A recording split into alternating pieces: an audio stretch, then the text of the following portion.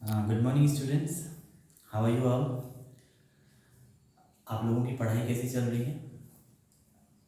अच्छी चल रही होगी मेरे ख्याल से। ठीक है, आज हम लोग स्टैंडर्ड 7 के लिए इंग्लिश फर्स्ट पढ़ेंगे और हमारा फर्स्ट लेसन है 3 लकी गॉड्स। 3 बहुत ही लकी बकरियाँ। ठीक है,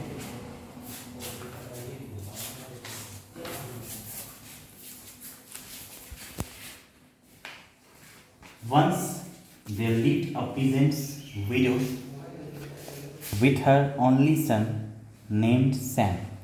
एक बार की बात है, एक किसान की पत्नी जो कि विधवा थी, ठीक है, वो अपने एक बेटा जिसका नाम था सैम, उसके साथ वो रहती थी। दे हैड 2 मिल्किंग काउस, तो उन लोगों के पास 2 गायें थीं, दुधारू गाय।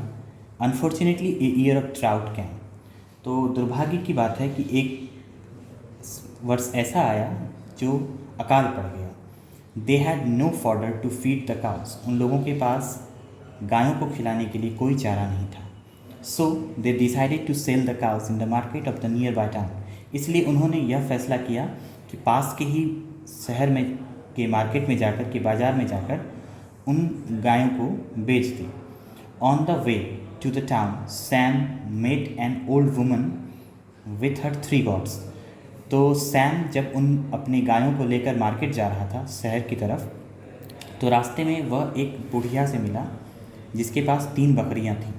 Both Sam and the old woman rested for a while under a tree, तो एक पेड़ के नीचे सैम और वो बूढ़ी औरत जो थी वो रेस्ट करने के लिए रुक गए।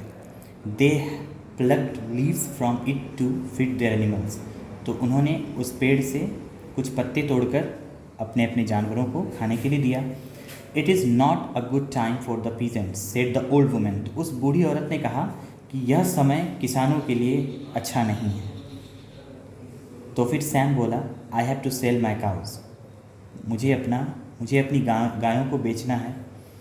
You give me your cows and take my 3 goats, तो उस बूढ़ी औरत ने कहा कि तुम अपनी जो गायें हैं वो मुझे दे दो और मेरी 3 बकरियों को ले लो।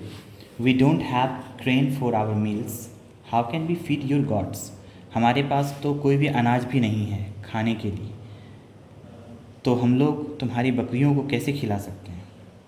But this goats are much better than more money and they will some day bring fortune to you, तो उस बूढ़ी औरत ने कहा लेकिन ये बकरियां जो हैं ये पैसों से ज़्यादा अच्छी हैं, and they will some day bring fortune to you, और ये आगे चलकर तुम्हारे लिए एक अच्छा भाग्य लाएंगी।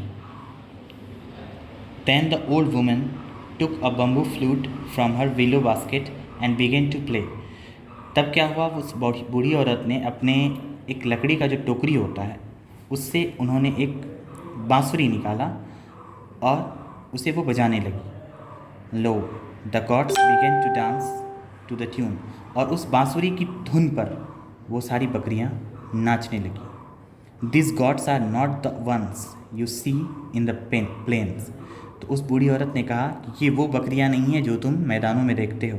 दे have long hair, long flapping ears and round nose, इन बकरियों को की जो इन बकरियों का जो बाल है वो लंबा है, इनका जो कान है बड़ा बड़ा कान है, एंड राउंड नोज, और इसकी जो नाक है वो गोल है।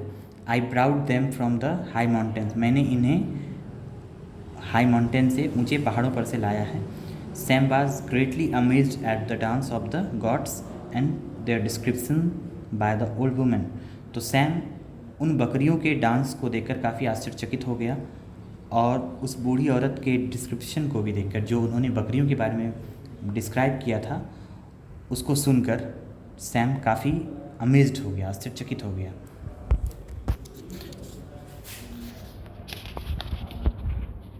ठीक है, तो नेक्स्ट हम लोग अगली क्लास में पढ़ेंगे आगे, और आज के लिए आपका होमवर्क जो है ये नीचे कुछ वर्ड मीनिंग हैं। देखिए, अनफॉर्चुनेटली का मतलब होता है सैडली, ड्राउट का मतलब a long period of dry weather, flute, musical wind instrument, tune, a musical setting of a poem, flapping up and down or from